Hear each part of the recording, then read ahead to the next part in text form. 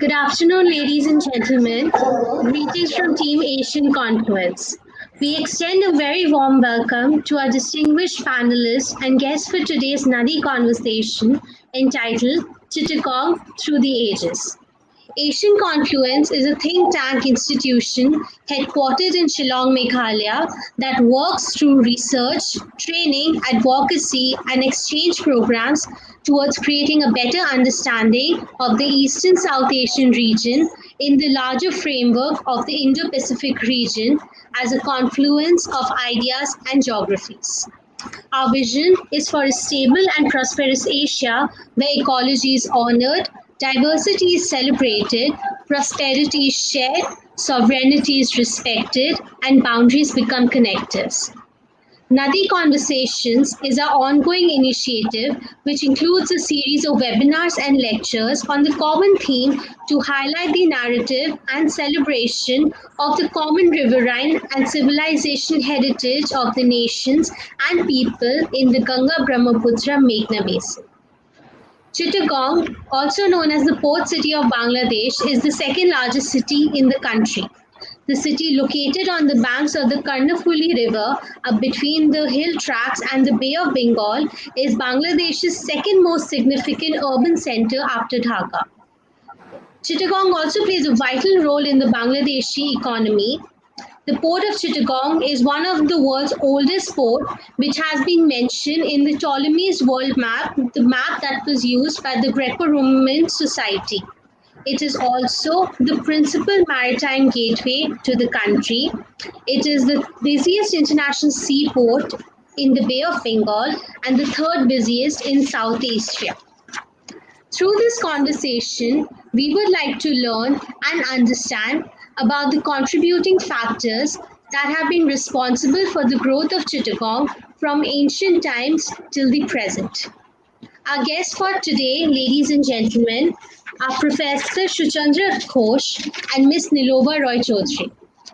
Professor Shuchandra Ghosh is presently the professor in the Department of History, University of Hyderabad. She was formerly the professor of Department of Ancient Indian History and Culture at University of Calcutta. She broadly takes interest in politico-cultural history of Northwest India, the early India's linkages to early Southeast Asia, Indian Ocean Buddhist and trade network, and the regional history of southeastern Bengal. Ms. Nilova Roy Chaudhary is a senior journalist who writes primarily on the Indian foreign policy issue and is the editor of publication with the Society for Policy Studies. She is also the senior fellow with WISCOM, Women in Security, Conflict Management and Peace, and a visiting faculty member at the Symbiosis School of International Studies. Our Executive Director, Mr. Sabyasachi Datta, will be joining us as the moderator this afternoon for this very interesting and enriching session. We welcome you, ma'am, and thank you so much for joining us today. Thank you. Thank you. Thank you very much, Atri, for that introduction. And on my own behalf and the Asian Confluence and our team, a very warm welcome to Professor Ghosh and Ms. Nilova Roy Chaudhary. We are in the midst of a pandemic, a second surge, and this is probably a bit of a side conversation, which hopefully takes our mind away for some time from what's happening in the outside world today. But on that note, I think the idea of the NADI conversation series, if I may share a word or two about it, is essentially to highlight how interdependent we are in the world of today. The pandemic highlights it, and that we are really borders and boundaries become immaterial, as is being seen now. And in the NADI series, NADI means river, of course, but we also have an acronym for NADI, which is Natural Allies in Development and Interdependence. And this whole nations that we lie in the littoral of the Bay of Bengal, the eastern part of India, Bangladesh, Bhutan, Nepal, Myanmar, parts of Southeast Asia. Really, we see it as a confluence of ideas and waters of our common rivers, the rivers that empty out into the Bay of Bengal. So we are connected by a shared geography because of our shared waters, and of course that brings in the shared ideas that have enriched this region from time immemorial. And in that context, Chittagong really is an epicenter of this confluence. Um, it is at the central point. It has been a long time as it has been a port. It really, in in my humble view, it is really where Southeast Asia meets South Asia. Um, I was privy to a conversation a few years back with the erstwhile king of Chittagong, who had ruled that region, and he was talking about their family tree, and they were marriages from one side into parts of Pegu, parts of the Arakans in Myanmar. They were also married to people in Tripura, to Burdwan, to Dhubri, all over eastern India, and the then erstwhile rulers actually through marriages and alliances managed to keep the centrality of Chittagong as that meeting point, that vital port. And for us in the northeastern region, of course, it was the gateway for a lot of things to enter and come up. So I think it's a very meaningful discussion, both from a historical point of view, it gives us more learnings. And we have today Professor Suchandra Ghosh to share the insights from it, as he has already given an introduction. And then we have another perspective of the evolution of Chittagong. Of course, other ports are coming up, but the centrality of Chittagong as a symbol and as a central port. And there are many port projects such as the Matabari port, and all these are newly coming up. They all carry great significance, I think, in what is the evolving scenario of the immediate future of whether you call it the Indo-Pacific or the Indian Indo-Pacific Oceans Initiative.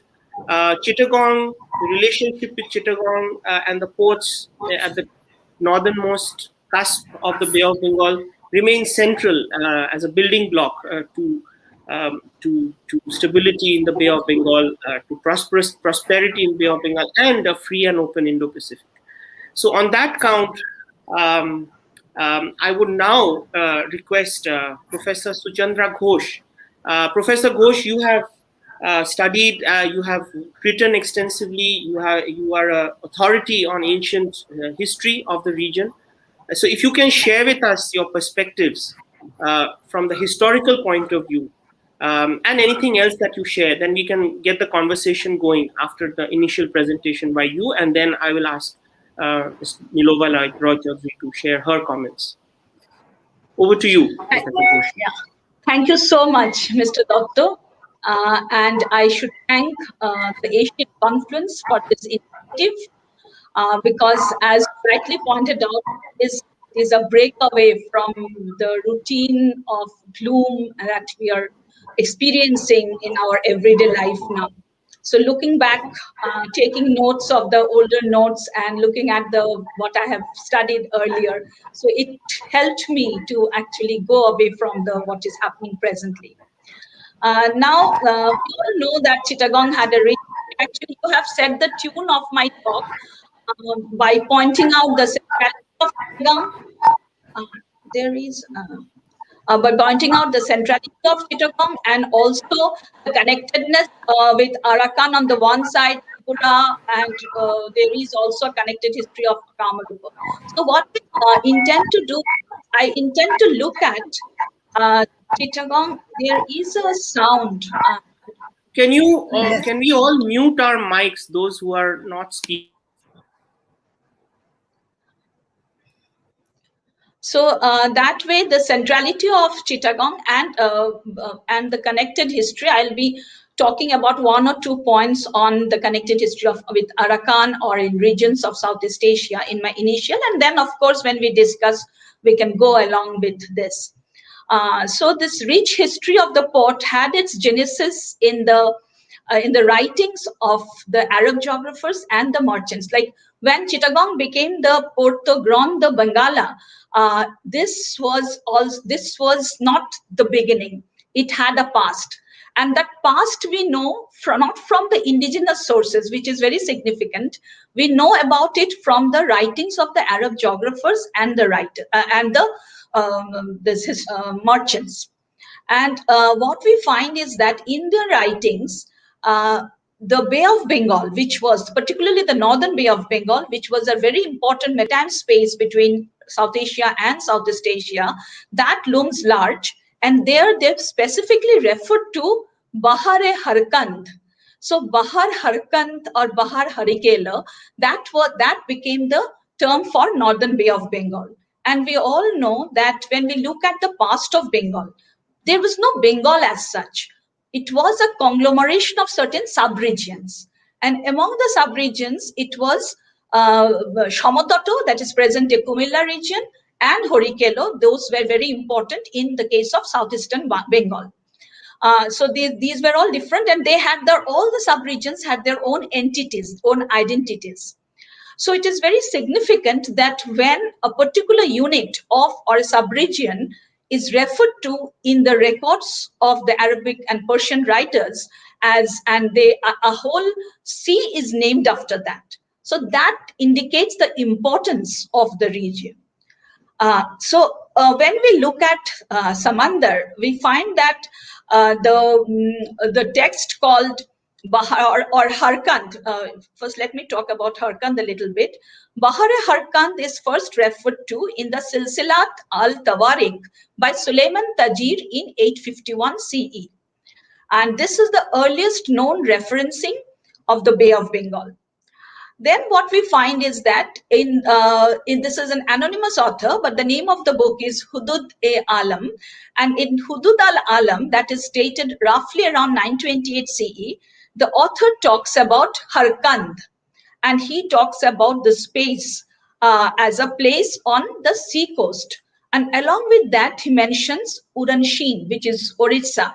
So he mentions all these ports on the east coast, and he also mentions Samandar. So Harkand as a larger space and Samandar within Harkand is mentioned together in the text of Hudud al-Alam. But unfortunately, the name of the author is not known. So this reference to Samandar with Harkand shows that within the Horikelo country, we have this place called Samandar, and which was, of course, associated with the present-day Chittagong region. But specifically on the port of Samandar, we come to know from the Moroccan traveler Al-Idrisi. And in his book, The Delight of Those Who Seek to Wander Through the Regions of the World, written in the mid-12th century, he writes, I quote him, Samandar is a large town, commercial and rich, and where there are good profits to be made. It stands upon a river which comes from the country of Kashmir. Of course, there are, everything is not, the veracity is sometimes questionable. Rice and various grains, especially excellent wheat, are to be obtained here. Aloe is brought here from the country of Kamarut, that is Kamarupa, 15 days distance by river, which the waters are sweet. Of course, they're talking of Brahmaputra. One day sail from the city, there's a large island, well peopled and frequented by merchants of all kinds. And this island was perhaps the Sondip Island, which we know which is in the Bay of Bengal. So, near Chittagong. He based a large portion of his work on the Kitabi Masalik wal Mamalik, which is known as the Books of Roads and Kingdoms by Ibn Khuddad Bey in the 9th century. And Ibn Khuddad Bey also talks about the Samandar as a premier port of Harkand. So we can say that by the mid-9th century CE, both the sea and its port attracted the attention of the Arabic and Persian writers and became a part and parcel of the Arab geographical world.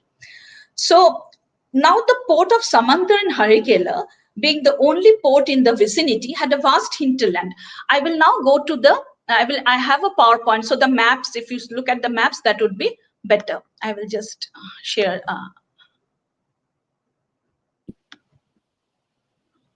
You can share your screen. I'll share my screen. Yeah. Can you see? No, you have. Oh, 1 second. Yeah, I'll get it in 1 second. Now we can see. Yeah.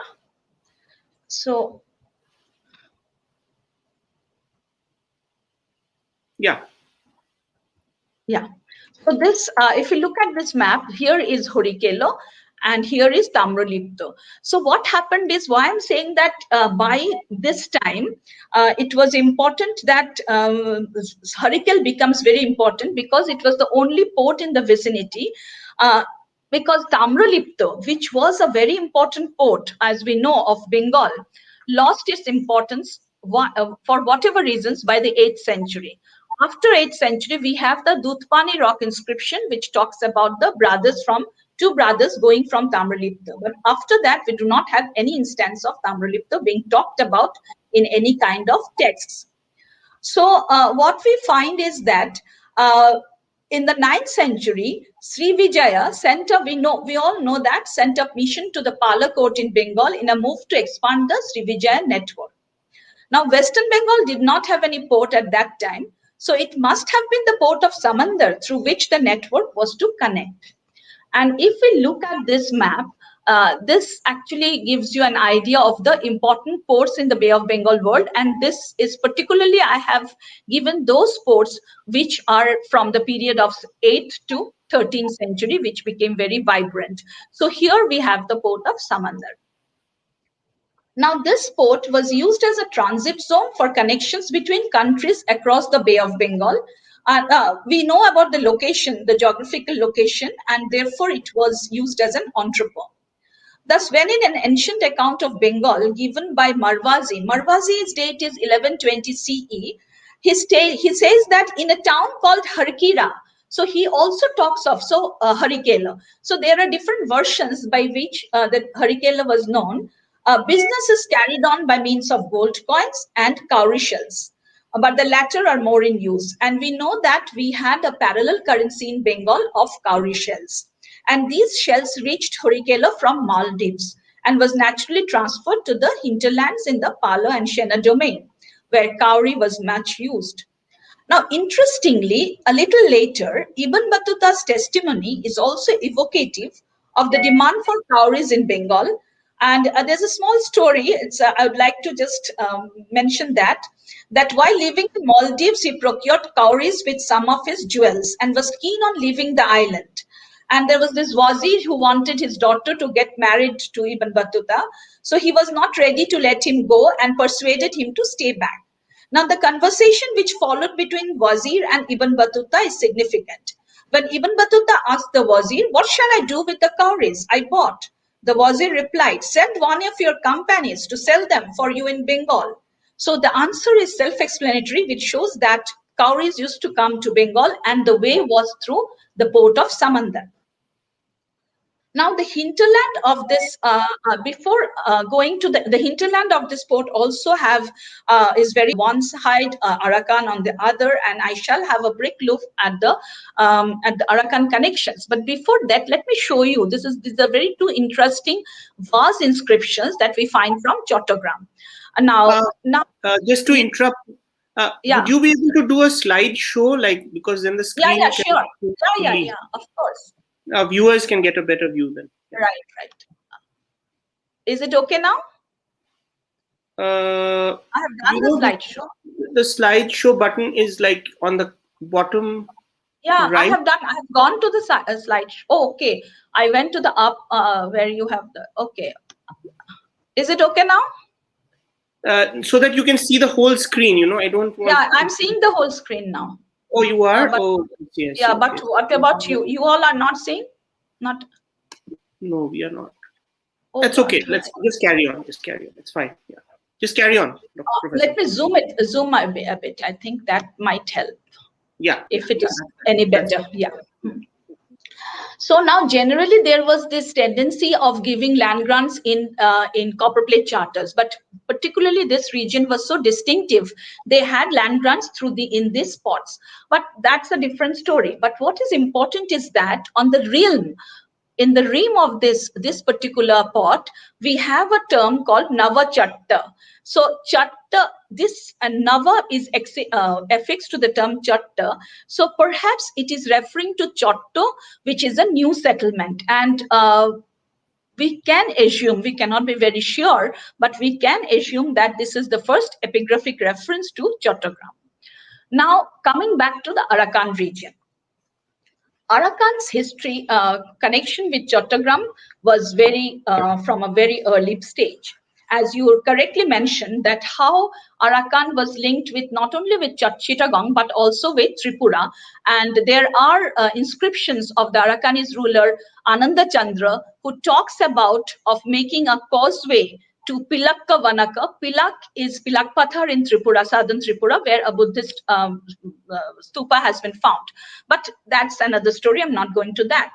But if we look at this map, we can see that here is the Rakhine state, which is the ancient Arakan. Here is Cox's Bazar and Chittagong. Perhaps the port of Samandar was here. Now, these two regions, and here in NADI, we talk about a geographical continuum, we talk about ecological, geopolitical continuum. So here we find that the two formed an environmental continuum with a climate and geography fundamentally different from the Ganga and the Irrawaddy plains on the northwest and southeast. Communication was provided by intersecting rivers, facilitating coastal journeys and trade. Overland travel being difficult as the rugged Arakan Yoma closed Arakan off from Burma proper, so one couldn't go this side.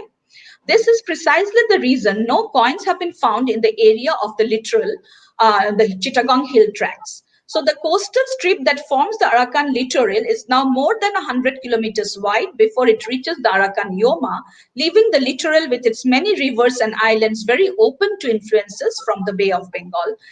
West of the Chittagong hill tract is a broad plain intersected by rivers draining into the Bay of Bengal, which rises to a final chain of low coastal hills. Now, in this region, when we look at that in Chittagong, we have the city of Chittagong, and also there is a reference to Ramu in the south. Ramu was very contiguous to Arakan, and this was a significant heritage. It had a significant heritage because it is said that the oldest monastery of the region was situated here. They, of course, try to take it back as far as Ashoka. I have my doubts, but they have some evidences in their museums which show that it was quite an early monastery. Now, this geographical continuum led to frequent movements of people between the two areas, and so there was some common cultural practices enmeshed within various direct and braided networks. Now, for instance, there was this cross-influence in the use of a specific script type. So here you find long time ago, these coins were found in Shomototo and Horikelo region. Now, scholars couldn't read it because this is Ka, Brahmi Ka, but what was this? This was not understood. Then it was B.N. Mukherjee who actually could read it as Arakanese Ha. So here we find that the Arakanese Ha was used instead of the late Brahmi that is being used for in the region. So here it is written Hari Kela. So we have this kind of a connection with Arakan. And now this Horikela coins, if you look at these are coins from Arakan. So you can very well understand that this is a coin of the Dhamma Vijaya, the ruler of Arakan, whose coins have also been found in Shomototo, that is in the Kumilla area, in the monastery of Moinamoti and neighborhood. So you can see the similarity. So these coins actually acted as a prototype for the coins of Harikela. So the connected history can be traced from this simple but small elements. Another interesting way through which the connected history of Horikelo with Arakan can be understood is by reading a text of the Manjusri Molakalpa, which is dated around the 8th century. Now, places where the cult of the Buddhist goddess Tara was prevalent were mentioned there. And interestingly, we find that we have mention of the places called Horikelo, Kormorango, Kamarupo, and the city called Kalasha.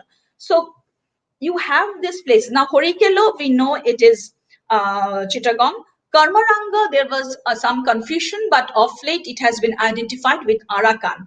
Kamarupa is, of course, Assam, and Kolosho is Kalasapura, and presently the Molamine area of the Martaban region of the Molamine area of Peninsula Myanmar. So therefore, we find that these regions were being spoken about in the same breath, and it is the regions where the goddess Tara was worshipped. So it was a part of the Buddhist world as well. So, and we know that these regions abounded in Buddhist, a lot of monasteries and other things. Now, further to this broader network of Kamarupa, Arakan, Harikelo, I've mentioned that there was this another port of Kalasapura or Martaban. Now, here is, if you look at the location, here is Martaban.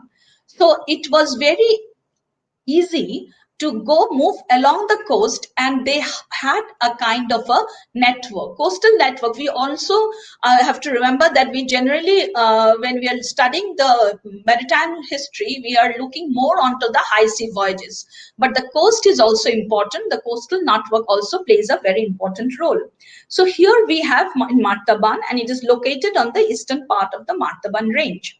I'm not going into the details of Martaban, but interestingly, in the text called Katha Sharita Shagara of 11th century, we have reference to the city of ports, Kalasapura, where the trader is going in south as a merchant to Southeast Asia, and he's going to Kalasapura.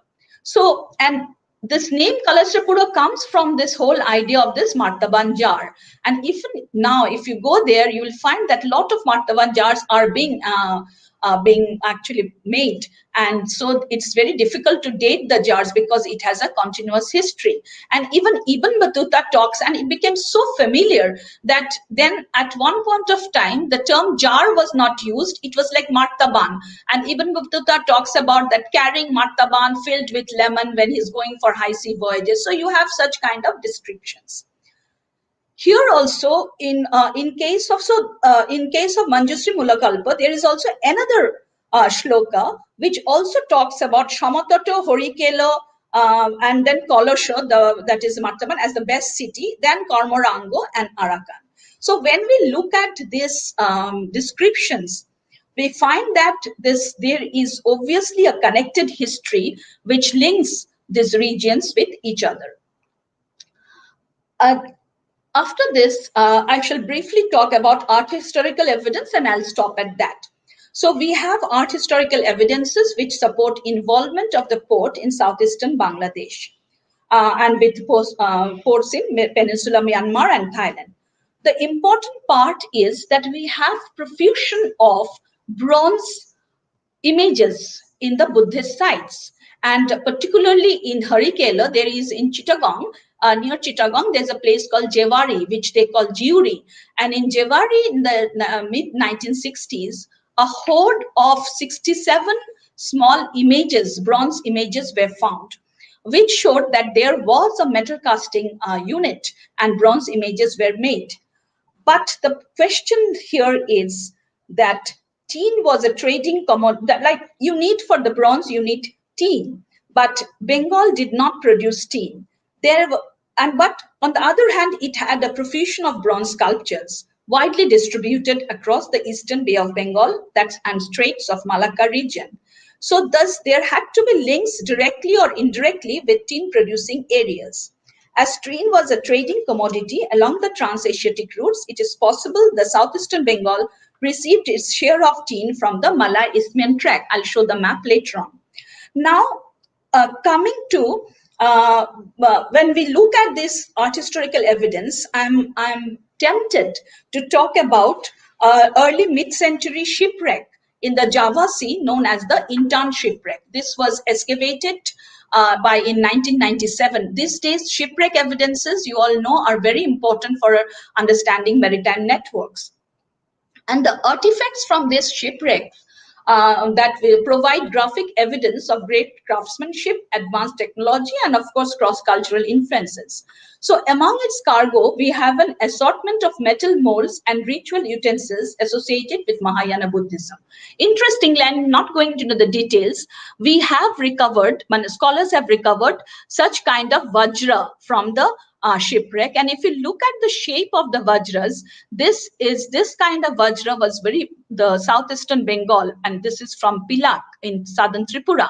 They were very familiar with there are different designs of vajra, but particularly this design was quite familiar. They were familiar with this, and so therefore we have them represented in the terracotta plaques. Now, these are the elements that have been the different kinds of vajras that have been discovered from the Indian shipwreck. And then there is the stup, there's this bell, and these kind of things were very much manufactured in Harikela region. So the types of religious artifacts found on the Indian wreck are even more conspicuous in quantity.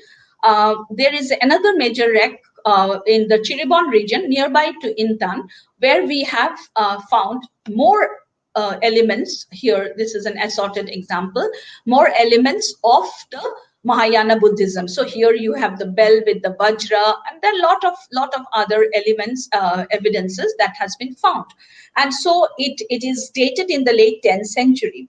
So what I'm arguing is that Michael Flaker, the excavator, they generally say that it is from Bengal in general. I argue that these are not from Bengal in general, but it is southeastern Bengal or southeastern Bangladesh, which actually provided the making of this kind of an objects. Because key to this regional focus is the potential of the Chittagong region as a source of workshop of metal casting, and we have archaeological evidence that attests to the influence of a Buddhist establishment at or near the present Chittagong town for at least 3 centuries, from the 9th to the end of the 11th century. So therefore, pilgrims used to come here, and these would link to the Intan shipwreck stupa mold cargo. So it is clear that from the 8th century onwards, bronzes from the southeastern Bengal, whether as the point of origin or as the vital source of Buddhist liturgical inspiration, were imported into Java. Now, this is also another evidence. This is from Chiribon, and this type of bronze stupikas were found from Jivari. Now, this is what I wanted to show, that these are the earlier Eastern bronzes that have been found from Java. And if we look at them, it is not just completely, they are taking this and making the similar type or a complete emulation. But as Mr. Doctor began with, he talked about the shared ideas. So here we find the shared ideas of, if you look at the pedestal, the shared idea of the pedestal, and then here we have the pensive Avalokiteshvara. This Avalokiteshvara in a pensive mode is also very much present in southeastern Bangladesh. So to show you another example, there is again this Avalokiteshvara, and you have this Jayori Bodhisattva from Indian Museum. And again, if you look at the sitting posture, if you look at the pedestal, then you can understand that kind of similarity that you find in the early Javanese bronzes. So the Javanese bronze masters clearly copied imported icons within a short space of time of local production prevailed. So the indigenous Javanese elements visibly predominated in subsequent iconography. So the significant number of bronze items in regional shipwrecks from this period clearly offers testimony to the localization of Buddhism in Java. These artifacts were likely to be transshipped from the port of Samandar in Chittagong. Then we have the Upper Malay Isthmus region. Here is again the similarity that we find from the Pew region and the Buddha from Chittagong. And then finally, we have this, how they were transshipped. So this was the region. The Upper Malay Isthmus was probably used as a connecting link between the southeastern Bengal and Peninsular Thailand. By dint of being, and it was known as a voyaging corridor, the region gained a transnational character. So its sphere of interaction included different countries, of which southeastern Bangladesh was one of them, as I believe, and many scholars also think so. So therefore, the ongoing interactions with Srivijaya during the Pala period, with likely maritime connections via the port of Samandar in the Chittagong region, as by then Tamrilipta lost its relevance, actually brought in the Chittagong as a very important port of the of the region, and so the port of Samandar became a very important transit trade zone for connections between countries across the Bay of Bengal. Uh, I like to finish with borrowing from K.N. Chaudhary. K.N. Chaudhary showed the significant degree to which Indian Ocean trading networks were integrated into a genuine regional commercial culture, which formed, according to him, an economy monde of its own. Now, following Chaudhary, I'm tempted to suggest that the region of Harikela also formed an economy, monde economy, including Kamarupa and Samatata on the one hand and Arakan on the other. So here is uh, Kornofuli River and the port of Chittagong and the sea. So I would like to end here. I can talk, if we have further discussions, I can talk about the Kamrupa connection of Chittagong. Thank you very much. I hope I did not exceed much the time. Thank you, Professor Ghosh. That was a fascinating presentation, and I think it just reinforces how much we have to learn from history, because all these connections, there are efforts now to revive these connections, and history is our best teacher. uh, and we have to base the current reality on that. I would really be interested to know. I think we have our viewers, and I personally would be very interested to know on the Kamarupa connection, and also there's a question on the Srihatta connection. But before I'll come back to you. Maybe let me now get Miss Nilova Roy Chaudhary into the conversation. Ms. Roy Chaudhary, can you enlighten us on, based on what we've heard, and the current evolving importance and the role of Chittagong and ports such as Chittagong in the ongoing narrative that is evolving? Over to you, and anything more that you would like to share. Yeah, thank you, Professor Dotto and Professor Ghosh. That was really very enlightening and very, very interesting. I mean, these connections through artifacts are probably the surest signs of the kinds of connections and connectivity that date back millennia, I suppose. But going on to what it is that I want to talk about, I have called this little talk of mine, Chittagong, a history of growing strategic importance. Now, before we as we're talking about Chittagong today, and as it is the primary port of Bangladesh, I thought it would be most fitting perhaps to start by paying tribute and recollecting the famed Chittagong Armory raid, which took place on April 18th, 1930. I mean, the efforts of people like Surjo Sen and Pritilata Vadedar, Kalpana Dotto, Ganesh Ghosh, among dozens of other young, brave Indians 91 years ago, almost succeeded in bringing the mighty British Empire to its knees. That incident gave renewed impetus to the Indian freedom struggle, and to my mind, perhaps permanently imprinted the name of Chittagong in the mind of all Indians. But of course, that is not Chittagong's main claim to fame. Officially now called Chattogram, Chittagong is the chief Indian Ocean port of Bangladesh. And as Professor Ghosh rightly pointed out, historically it is one of the oldest and busiest seaports in the ancient and medieval world. Chittagong has an ancient history dating back as far apparently as the 4th century BC. And Ptolemy had called it one of the finest in the Eastern world. And as you pointed out, the Harikela regions and the Arakanese kingdom of Vaithili up till the 7th century and so on. And in the 4th century BC, there are suggestions that the area was even called Shetgang, where Arab, Chinese, and Turkish traders settled. But by the 9th century, Arab settlers, as you rightly said, Professor Ghosh, had started coming in, and this port became a global trading center of some renown. Now, historically, trade across the Bay of Bengal, and this is where the Arab influence perhaps comes in, was encouraged by the monsoon winds, which provided regular southwesterly winds from April through September and then reversed from November through March.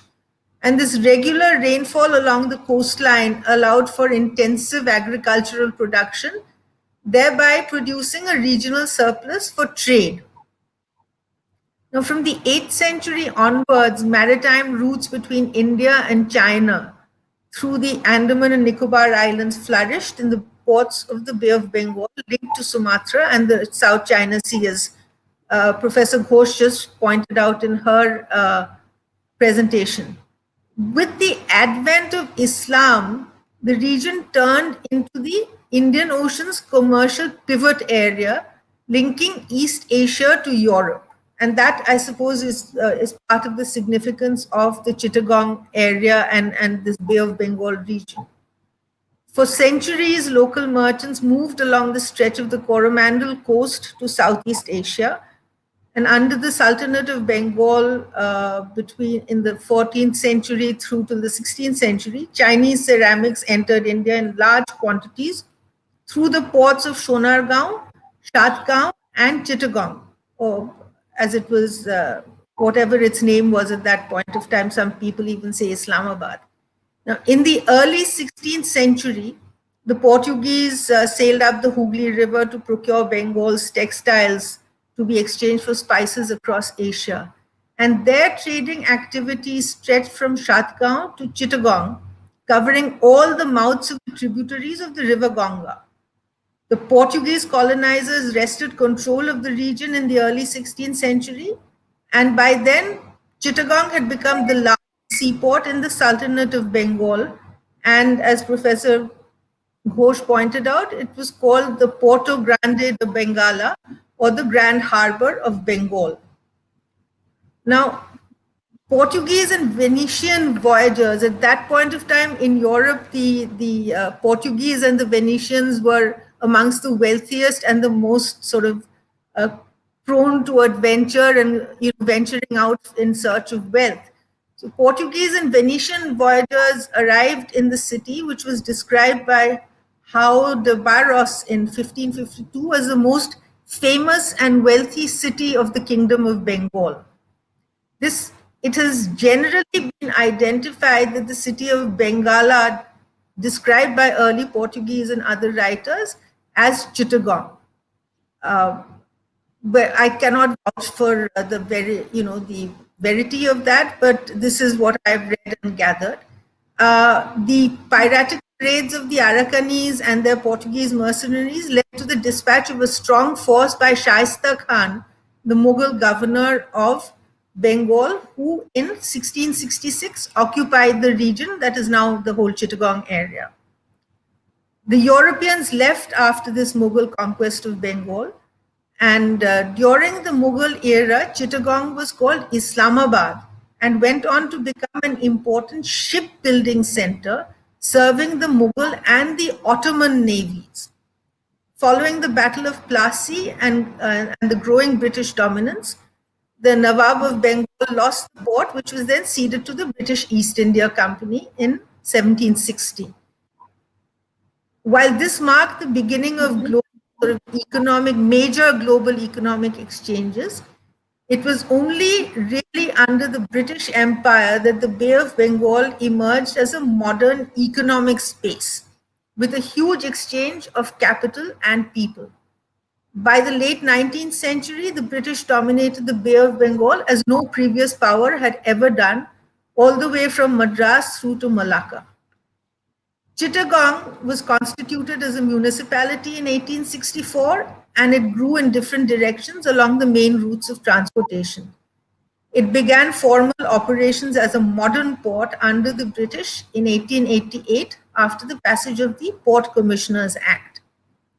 Now, while globalization as a concept gained currency in the last quarter of the 20th century, in earlier eras, the diverse patterns of settlers and businesses grew in and around port cities, as they would along rivers as well. So all of these civilizations were essentially connected closely with water, and so development was essentially very closely connected to water, as it still is, of course. Places which were close to the sea, on the literal and the metaphorical edge, grew to become power centers of migration, trade, and commerce. Chittagong was caught in the sway of these currents, situated as it is near the estuary of a river which flows into the Bay of Bengal. Between 1905 and 1911, Chittagong became the primary seaport of eastern Bengal and Assam, also serving as the terminus of the Assam-Bengal Railway. Thus, the port surrounding areas comprised all of colonial Assam, which is actually today modern northeast India. In 1928, just a couple of years before the famous Armory raid, the British government declared Chittagong as a major port of British India. And at that point of time, Chittagong port's busiest trade link was with Burma. Its busiest links were with the ports of Akyab and Rangoon and other Bengali cities, including Calcutta, Dhaka, and Narayanganj. It then catered to a fertile hinterland of tea, agricultural produce, and jute, but it gained preeminence because of the discovery of petroleum in Assam, first around the Digboy area. Cotton and jute milling, tea and match manufacturing, chemical production, and engineering works remain among Chittagong's principal industries even today. There's an iron and steel mill and large oil refinery, which are also located in the city.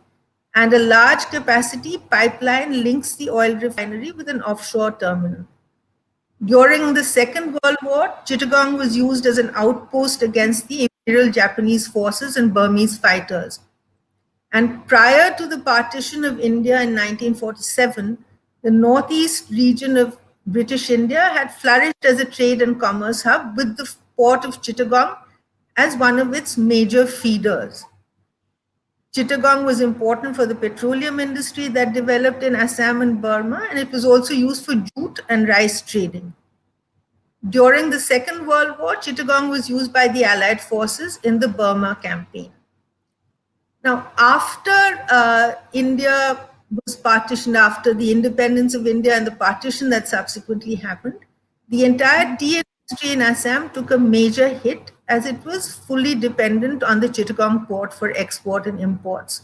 So when Chittagong port went to East Pakistan after 1947, cross-border transit got complicated with tariffs and duties, and the tea chests from the gardens in Assam had to take a majorly long tour via Siliguri to get to Kolkata and other places. After the creation of Pakistan, much of the trade from Calcutta was diverted to Chittagong, and the port began to see some improvements. However, as Chittagong lost contact with its core hinterland, with most of what now constitutes northeast India, most of it going to India except for Sylhet, Pakistan did not allocate the kind of resources that were required for the port to really develop and keep pace as a major trading hub. In fact, with Pakistan joining both the US-led CENTO and SEATO alliances, Pakistan began to firmly look west, and Karachi became the port which Pakistan saw as its lifeline for international trade. So Chittagong had a bit of a lean period, and then when Bangladesh finally came into being, Chittagong was developed according to a series of master plans which included construction of various buildings and sizable markets, and with well-equipped facilities and numerous permanent jetties and moorings, the port became the gateway for Bangladesh for foreign trade. After 1971, the Chittagong Port Trust was dismantled and the Chittagong Port Authority was established in 1976. And although the headquarters of the Bangladesh Railway are also in Chittagong, and the railway workshop is in the nearby town of Pahartoli, the port has remained the center of the city life and trade. And Chittagong today is the second largest city in Bangladesh after Dhaka, with a thriving population of over 5 million people. Very different from the quiet little Chittagong when the armory raid happened. The major advantage this port has offered through the ages, and that it still offers, which makes it the central point of Bangladesh's economic revival, is the fact, the advantage is that it provides a deep water anchorage a few miles inland from the sea. So Chittagong today has become a major communication center. It is linked by rail and road with Dhaka, Kumilla, Feni, all to the northeast, and by air with Dhaka, Cox's Bazar, various international destinations.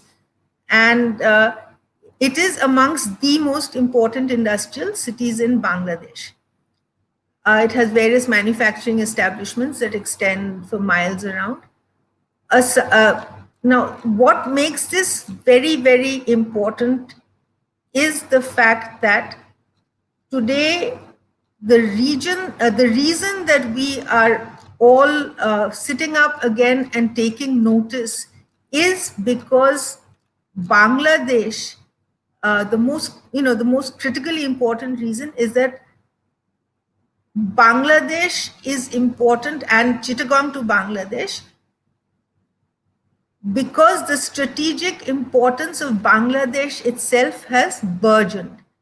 Earlier, the main players in the South Asian matrix, for example, were India and Pakistan. That has changed with the economic, more than revival, because the economic takeoff, shall I say, of Bangladesh has changed the matrix to the point where Bangladesh is now a leading player in the South Asian matrix, certainly. And there is need for us all to recognize that Bangladesh has outstripped and overtaken Pakistan economically, completely, and has come out of the least developed country status. It is now an economic tiger in the making, threatening to even outdo India on every major economic index. And since Bangladesh's economy thrives on its exports primarily of finished garments and textiles, the criticality of the Chittagong port is only growing. So once this has started happening over the past decade and a half particularly, a substantial share of Bangladesh's national GDP is attributed to Chittagong. The city approximately contributes 12%. I believe that's gone up to about 15% of the nation's economy. It generates 40% of Bangladesh's industrial output. 80% of its international trade and 50% of its governmental revenue. Bangladesh is in the Goldman Sachs list today as the next 11 as the emerging economies of the 21st century, with an expected GDP growth rate, an average expected GDP growth rate of 7.3%. Now, foreign trade accounts for this 38% of the nation's GDP, and 87% of the country's trade is carried out through seaports, primarily of which almost 43% is from the port of Chittagong. So the primacy of Chittagong in the overall development of Bangladesh, making it what it is today, is absolutely critical. Now, as Bangladesh's economy and trade volume has grown rapidly, Chittagong port has started facing huge pressures to be able to handle cargo. So as a result, the country's maritime exports have trying to keep pace with this have required major investments in the port of Chittagong to grow. Now, although this offer of helping out first came to India, India was not in a position to actually do anything about it then. So China, which launched its Belt and Road Initiative in 2013, has been crucially and closely involved in the expansion of Chittagong port's capacity. The development of the Chittagong port project has also strengthened bilateral ties between China and Bangladesh in other areas as well, and trade between the two countries is today booming. Along with the port construction, China is heavily invested in other infrastructure projects like the Kornofuli River Bottom Tunnel project and the Podda Bridge Rail Link project.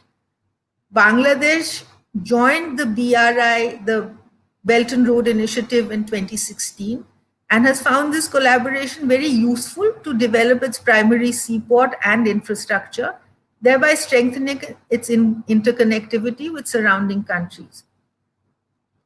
With the Indian Ocean region now having been recognized as one of the major energy channels of the world, Chittagong port will now perforce play an even greater role, becoming an important bridge between South Asia and Southeast Asia and beyond. Now, this is something that links to Professor Ghosh's statements about how Chittagong was and the Bay of Bengal region connected South Asia, Southeast Asia, and even West Asia. So that is what makes this region particularly important from a strategic point of view today. Further development of the Chittagong port will hasten Bangladesh's economic transition, making it an important emerging player in the Indian Ocean region. China's involvement in Bangladesh has been warily eyed by India and the West, which have accused China of using Chittagong as part of the so-called string of pearls to surround and choke Indian influence within the Indian Ocean region. In fact, India was so wary and anxious to be a good neighbor, wary of China's intent. India did not contest and accepted the arbitral decision in favor of Bangladesh. The delimitation in 2014, the delimitation of the India-Bangladesh maritime boundary, saw India give up around almost 19,500 square kilometers of its sovereign rights in the Bay of Bengal without any challenge after the United Nations Arbitral Tribunal decided in favor of Bangladesh. India essentially showed respect for the rule of law, giving its bilateral ties with Bangladesh a much needed boost. Because, and this move more than any other perhaps has been a strategic, what should one say, a strategic trump card that India played with Bangladesh, and that has sort of perhaps been the most helpful in getting Bangladesh to retain a closer economic and strategic linkage with India than perhaps with any other country. This move by India helped Bangladesh gain access to the sea and to a vast maritime territory, which is rich in hydrocarbons, and opened a new vista for its blue economy. For India, Bangladesh is not just another neighbor. Bangladesh will always remain unique, more than the histories of the partition of the Indian subcontinent. Their geography will continue to dictate their intertwined destinies. For the people of India's northeast, this Bangladesh-locked region can have an entirely different future through the gateway of Bangladesh. In other words, from the perspective of India's northeast, Bangladesh is India's most strategic neighbor, whom New Delhi cannot ever afford to ignore. And we got a glimpse of this when in July last year, July 2020, Chittagong facilitated the trial run of transshipment of goods from mainland India to northeast India for the first time since 1965. After the 1965 India-Pakistan war, all of the connectivities, the bridges, the rail lines, all of these things were cut off. So when the first ever container cargo from Kolkata via Chittagong reached Agartala in July 2020, India's External Affairs Ministry hailed the event as an historic milestone, breathing new life into Indo-Bangladesh connectivity and the development of the Northeast region. The standard operating procedure on use of the Chittagong and Mongla ports of Bangladesh was also finalized in 2019.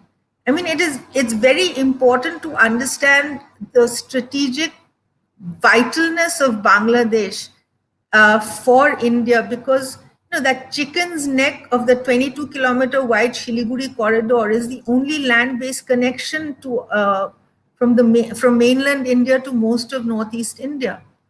So the sea route from Kolkata port to Agartala via Chittagong and Bangladesh is a route which reduces distances by thousands of kilometers, and restarting this is going to not only help the phenomenal integration of this part of the world again, all of our normal trading routes and normal connectivities will reopen and help the people of the area to thrive.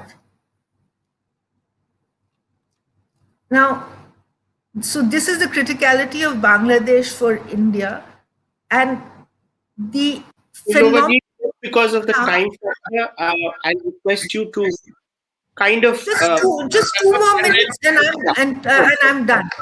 So the point of Bangladesh having emerged as the major player in this South Asian region, Bangladesh no longer feels obliged to conduct its foreign policy taking into account only Indian sensibilities. Because of 50 years since it came into being as an independent country, midwifed no doubt by India, it has emerged as a strong player entirely on its own, and is in fact playing this balancing role between India and China while optimizing its own interests. Similarly, the United States' interest in the country has grown, and since the George W. Bush administration, the United States has viewed Bangladesh through Indian eyes. Now, one of the main reasons that the United States wants to contain the superpower China is by ensuring Indian dominance in the region. Bangladesh now wants to negotiate all these relationships on its own terms and not through the prism of India. So that is why the importance of Chittagong is tremendous, in that it has helped Bangladesh become this economic superpower, giving it all of these strategic choices that were not available to it. And thereby, so the whole Bay of Bengal region, I'm not even talking now about BIMSTEC, since we are sort of short of time. We can talk about this if there are any questions. But for India and for Bangladesh itself, the port of Chittagong has emerged as the kind of nerve center that will provide it all of the strategic benefits it can acquire in this 21st century. I'll end here now. I'm sorry if I overshot a little bit. No, thank you, Nilovaji. That was very, very fascinating. Thank you for that. You covered a wide sphere, and you particularly highlighted the role of India-Bangladesh relations, which, of course, we all agree is extremely special. I just would like to add here, maybe agree with you a bit and also disagree with you a bit, that when we talk of China, China doesn't have natural contiguity to the Bay of Bengal. It is India, Bangladesh, the Southeast Asian countries which have natural contiguity. So when we're talking about the Bay of Bengal and Chittagong as the gateway to the Bay of Bengal, I think the Bay of Bengal nations forging a Bay of Bengal community makes a lot more sense for a much more stable Asia Pacific region, Indo-Pacific region, whatever you call it. Now whether it is a counterbalance to China or not, all those of course are there. Those factors, I don't disagree with you, but I think that, as I would say, the geography is our master and history is our best teacher. So if geography is our master, then the geography dictates that India, Bangladesh, the northeastern states of India, the landlocked, as you very correctly said, the Bangladesh-locked northeastern states of India get unlocked. And for Bangladesh too, you might have noticed that they would also like connectivity to the northern neighbors such as Bhutan and Nepal for other considerations. And all these are on the the southern side of the Himalayas, which we in Asian Confluence like to say it's a natural mountain to sea ecosystem, starting from the Himalayas down with the rivers going and flowing into the Bay of Bengal. In fact, the whole concept of BIMSTEC, the Bay of Bengal. Absolutely. I think that India's revival of that particular thing from the summit in 2016, when we had the BRICS summit, I think the whole idea, as this is the point I was making, that the matrix in South Asia has shifted away from Pakistan towards the east, and natural corollaries towards Southeast Asia, which is where as the river flows, as it were. So Bay of Bengal community, BIMSTEC, I think is very crucial. And I didn't have place, but this is all there in that presentation of mine, which I will give you, is that even Sheikh Hasina, for example, has said less of the bilateral and more of the multilateral in this part of the world. So Myanmar, Thailand, these are natural areas for extension. They are trying, and that's the only way that we will all really grow. Totally. But China, unfortunately, has come into this part, whether through Sitwe, through various ports in the region. So, whether geographically contiguous or not, unfortunately, it is the elephant in the room. No, I agree with you. We all agree. We all agree on that. It's just that we can't beat the advantages given by geography. That's all I'm trying to say. I'm not saying anything more. Geography gives some unique advantages, which is proven by history. Absolutely. You very correctly pointed out, Professor Ghosh, that how the art, all these linkages, they traversed all the way to Srivijaya, around the Straits of Malacca. I can't let you go away from this conversation, though we are getting late, without a reference to the connection with Kamarupa. I just wanted to mention strategic, like the interventions by Mr. Chaudhary, and I really enjoyed how Bangladesh is like.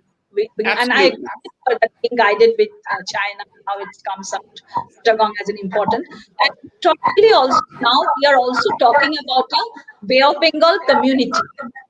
In the past, we are trying to look at convergence. Convergence, it is a social, we talk of social distancing now, but we are talking about a social kind of a convergence which helped to forge the Bay of Bengal community together. And these are the areas through which we do that. Coming back to Kamrup, and I see somebody was what about Srihatta. Actually, there are 2-3 points that very briefly I will touch upon. Kamrupa was the hinterland. Whenever we all know when we're doing post studies, hinterland is very important for us. And we have this whole notion of the hinterland and the umland. So for Samatata Harikela region, the hinterland was a major hinterland was Kamrupa and the Punra region, and through which it could reach the Bihar area. So, and politically, when we look at it, we find that Srihatta ruler, Sri Chandra, who actually had some aggressive designs against Kamarupa, and he came through the river. So when we look at the history, there are 2 rivers, Brahmaputra and the Meghna, which are very integral, and then the port of Samandar. And so therefore, when they came, the soldiers of Sri Chandra, they talk about a region on the bank of the river Lohit, and they mention Lohita, and then they talk of Kala Agaru Shamala, which means that black, it's full of black aloe-wood. Now, if you look at strategically, and they talk of yaks, that there are yaks who are ruminating. A very beautiful Sanskrit expression is there on the banks of the river. Now, these 2 are very crucial for the trade. One is Agaru, that is aloe-wood, and the other is the yak tail.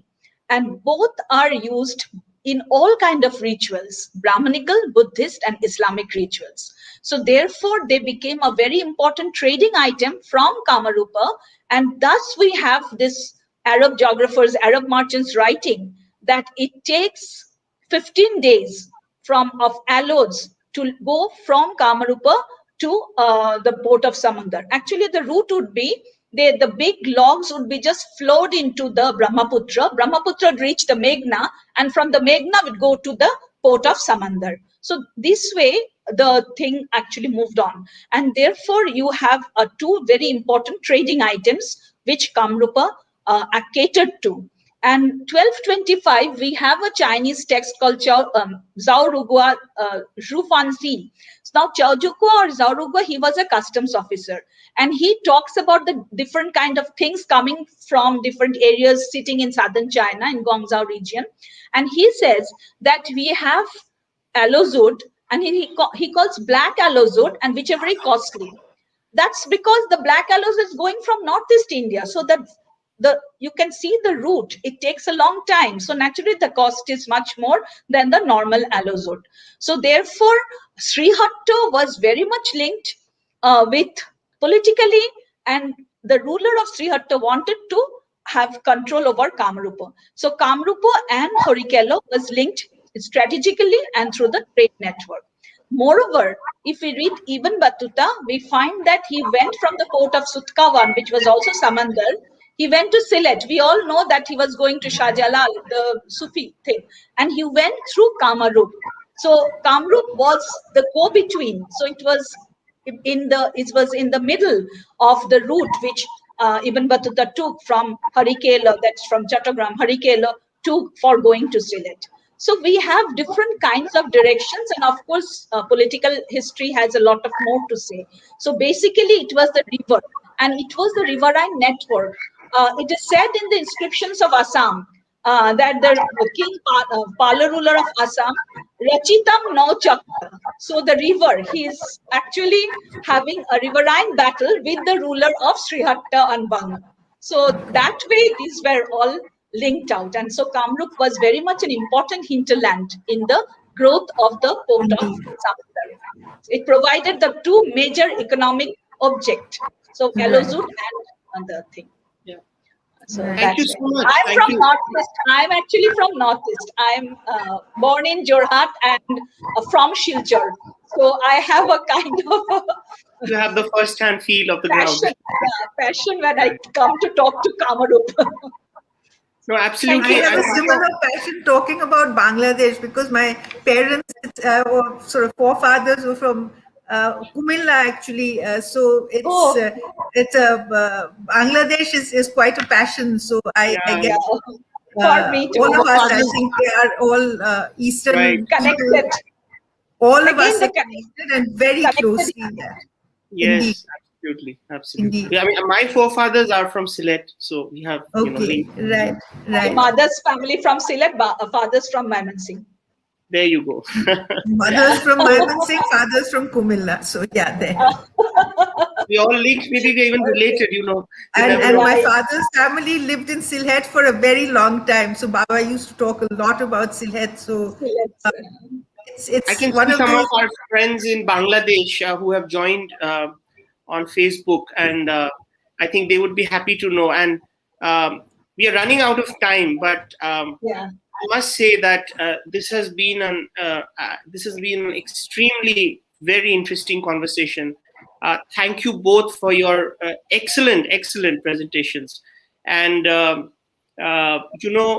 this whole concept of NADI that Asian Confluence has been promoting, we've had it works at many levels. There's a NADI summit conference which is also kind of a geopolitical, lot of government. It's a track 1.5 kind of thing, which we'll definitely get you involved in the future. And NADI conversations are kind of building up an agenda for that. And on that note, I must say that such conversations do need to come into the contemporary talk and narrative building of what's evolving as the Bay of Bengal, and the Bay of Bengal as a part of the larger evolving Indo-Pacific vision, theater, whatever you call it.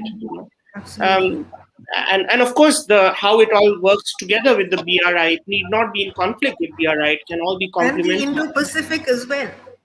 The whole Absolutely. Indo-Pacific, which for us is from the west coast of Africa right up till Yes, Pacific Ocean. So it's a vast sphere which absolutely. So this has been the main reason why we have, being an organization based in the Northeast, we are trying to connect the micro and the macro pictures. And your contributions today have been, extremely, extremely valuable. And we hope to engage with you in the future. And thank you for your erudite presentations and your insights into the matter. And I'm sure that as these other conversations have viewership throughout, so it becomes a piece of document which is there on the web. This video can be viewed, and we'd also like to take this forward. So we're definitely in touch with both of you. On that note, I would say we are running out of time. Any last minute, 1 minute each? Would you like to do a closing? First, Ms. Roy Chaudhary, would you like to say anything very short? Talking about your Nadi conversations, I mean, I think it's extremely important to have this for the reason that sitting in Delhi, nobody seems to understand how extremely vitally important in every way this part of our country is and beyond. This is something that the late Syed Muazzam Ali, the former High Commissioner of Bangladesh, said to me that however, we send the most number of tourists to India. Bangladesh, the number of tourists, the highest number is from Bangladesh. Their economy is doing so well. But in Delhi and in North India, nobody cares. Nobody knows, nobody cares. And that is something extremely hurtful. It was very hurtful to him. And when I would keep writing about it, he would just call me up and say, thank you, because I am just so fed up of trying to tell people that, nobody is coming into India from our country. We are giving a lot of employment to Indians. So it's we must recognize that it has shifted from the west to the east of the Indian subcontinent. Sure. That I think is something we totally. Professor Ghosh, any last first I should thank for this initiative, and it was I got much light from both of you, and I would like to urge that please continue the message of the connected history. That Yes. this is very important at this time of our when we are living, that the pluralistic culture and the connected history has to be highlighted for our next generation and for us also. So just continue with that. Thank you very much. Thank you very much. At this point, I'd like to thank all our viewers and those who will be viewing the video in the coming days and months. Thank you very much. Asian Confluence would be definitely taking forward these Nadi conversations. This is series 2. Actually, we are beginning the series 3. Actually, the series was flagged off as a joint initiative between India and Bangladesh by our High Commissioner there and the Foreign Minister of Bangladesh, and it has the I think we will hope to have a Nadi festival depending on the Corona situation soon. So on that note, looking forward to engaging with more such discussions. Please stay with me. I'll end the broadcast now, but just stay with me for a minute. Thank you.